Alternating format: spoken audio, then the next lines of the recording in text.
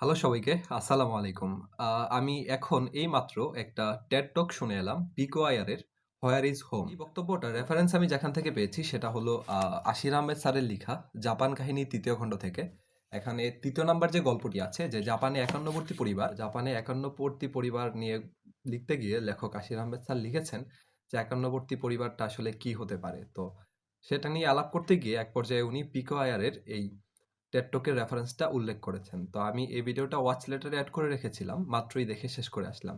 তো এই ভিডিও থেকে পিকোয়ারের হোয়ার ইজ হোম ভিডিও থেকে কিছু নোট আমি নিয়েছি। সেই নোটগুলো নিয়েই হচ্ছে আজকের ভিডিওতে আমরা কথা বলার চেষ্টা করব। তো প্রথমেই আমরা যেটা আলাপ করছিলাম যে আশির আহমেদ স্যারের লেখা জাপান কাহিনী ৩য় খণ্ডের ৩ নং সংখ্যক গল্প যেটা যে জাপানে একান্নবর্তী পরিবার। তো একান্ন বলতে আমরা যা বুঝি আরকি যে অন্ন মানে তো হচ্ছে ভাত বা খাবার। আর এক মানে হচ্ছে ২ টা পরিবার যদি একসাথে খাবার খায় বা একসাথে খাবার গ্রহণ করে তাকে বলা হয় একান্নবর্তী পরিবার। বিষয়টা লেখক বলেছেন যে বাংলাদেশে একসময় দাদা-দাদি, চাচা-চাচী, চাচাতো, খালাতো, ফুফাতো ভাই-বোন মিলে সংখ্যা দাঁড়াতো ৫০ এর উপরে। সং সদস্য সংখ্যা ৫১ হলেই তাকে বলতো একান্নবর্তী পরিবার। বাবা, চাচা সবাই মিলে যদি ৫১ জনের বেশি হয় সেক্ষেত্রে পরিবারটাকে একান্নবর্তী পরিবার বলব। তো লেখক এখানে আরেকটা রেফারেন্স দিয়েছেন যেটা হচ্ছে চ্যানেল আই এ সম্প্রচারিত একটা ধারাবাহিক নাটক 'একান্নবর্তী পরিবার' যেখানে ৫১ লিখাটা ছিল হচ্ছে আ সাংখ্যিক এবং বর্তী লিখাটা ছিল হচ্ছে শাব্দিক। তো পরবর্তীতে সেটার একটা সংকলন আনিসুল ইসলামের রচনায় বের হয়েছে। আমি রকমারিতে চেক করলাম সেদিন এই বইটা পড়তে গিয়েই। তো দেখলাম যে সেখানে বইটাও আছে। আমি হয়তো কখনো বইটা সংগ্রহ করব অথবা নাটকটাও দেখতে পারি। তো এই ছিল একান্নবর্তী পরিবারের কাহিনী। তো এখন লেখক এখানে যেটা বলেছেন যে, "হিতোসো নো ওয়ানে নো সিতা" অর্থাৎ একই চালের নিচে বা একই ছাদের নিচে। লেখক যে গল্পটা বলেছেন যে জাপানে একটা একান্নবর্তী পরিবার এটা হচ্ছে একটা নাটকের গল্প। আমি যদি ভুল না করি সেখানে হচ্ছে এক বড় ভাই আ সে কিভাবে হচ্ছে বড় ভাইয়ের দায়িত্বটা গ্রহণ করে এবং হচ্ছে তার পঙ্গু ভাইকে ১ম এ নিজের কাছে নিয়ে আসে এবং তার ছোট বোন যে হচ্ছে কেবেরা বা কেবেরা বলা হয়।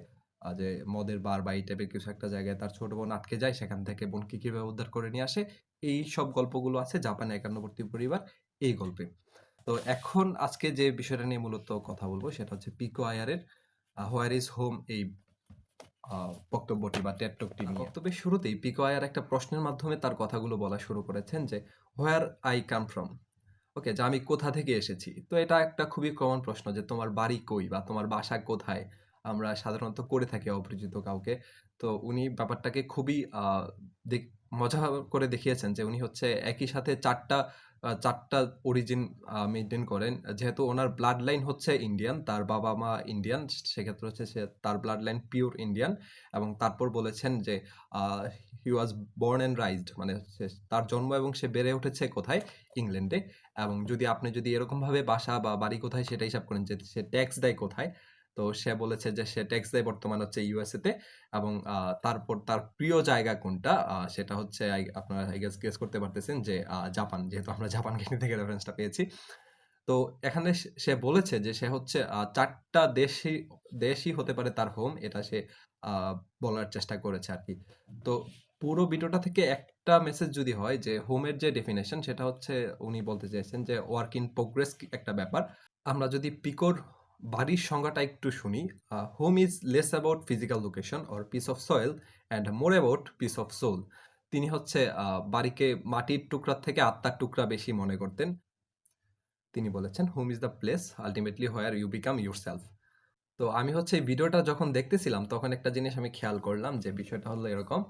আ ভিডিওর কমেন্ট বক্সে একটা জিনিস যে বাড়ি হচ্ছে সেটা যেখানে গেলে হচ্ছে আপনার ওয়াইফাই অটোমেটিক কানেক্ট হয়ে যায়।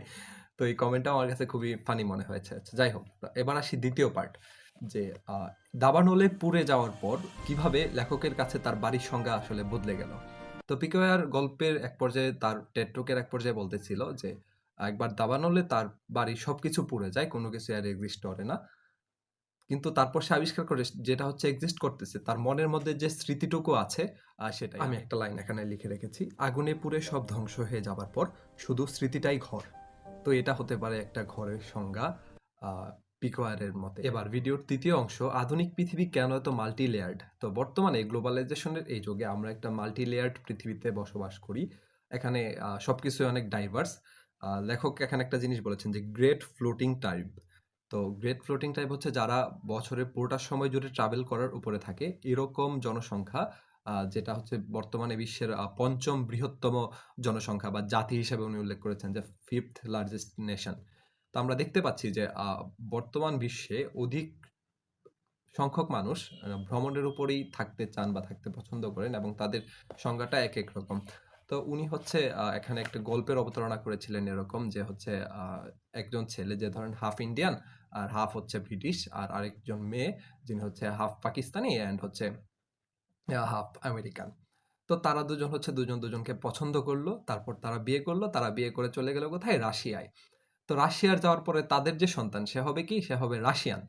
তো এরকমভাবে উনি বলেছেন যে বর্তমানে পৃথিবীটা আসলে অনেকটাই ডাইভার্স এবং বর্তমানে আপনার ঘরের সংজ্ঞা বা হোমের যে ডেফিনেশন সেটা হচ্ছে আপনার নিজের কমিউনিটি বা আপনার সারাউন্ডিং আপনার চুজ করার একটা ফ্রিডম আছে। উনি এটা বলতে চেয়েছেন। তারপর আরেকটা বলেছেন যে আশেপাশে বিদেশি মানুষজন থাকা বা আপনি হচ্ছে বিদেশে গিয়ে থাকার মধ্যে একটা ব্যাপার আছে। উনি এটা এরকমভাবে বলেছেন যে স্ল্যাপস ইউ অ্যাওয়েক বা আপনাকে চট দিয়ে জাগিয়ে রাখে। ব্যাপারটা হচ্ছে এরকম যে আপনার পাশে যদি ডাইভার্স মানুষজন থাকে, আপনার পরিবেশ পরিস্থিতি সম্পর্কে আপনি বেশি সচেতন থাকবেন। তো এই ছিল কিছু বকবক। আমি জানি না কতটা গুছিয়ে বলতে পেরেছি। আমি আসলে আরেকটু গুছিয়ে বলার চেষ্টা করতে পারতাম হয়তো। কিন্তু আমি চাচ্ছিলাম যে ইনস্ট্যান্ট আমার এই ভিডিওটা দেখার পরে লার্নিংটা আপনাদের সাথে শেয়ার করি। তাই হঠাৎ করেই ক্যামেরা নিয়ে বসে পড়েছি। আমার রুম দেখতে পাচ্ছেন যে অগোছালো, and this is my home now at Gopalganj. Okay, তো আমি আপনাকে একটা প্রশ্ন রেখে এই ভিডিওটা শেষ করতে চাই যে হোয়ার ইজ ইওর হোম? ওকে, বা আপনার কাছে বাড়ি কোথায় বা আপনার বাড়ির সংজ্ঞাটা কি? তো এটা জানাবেন। দেখা হবে পরবর্তী ভিডিওতে। মোস্ট প্রবাবলি পরবর্তী ভিডিও হবে আই গেস এটা নিয়ে যে হচ্ছে জাপান কাহিনী ২য় খণ্ড, আশিন আহমেদ স্যারের লিখা।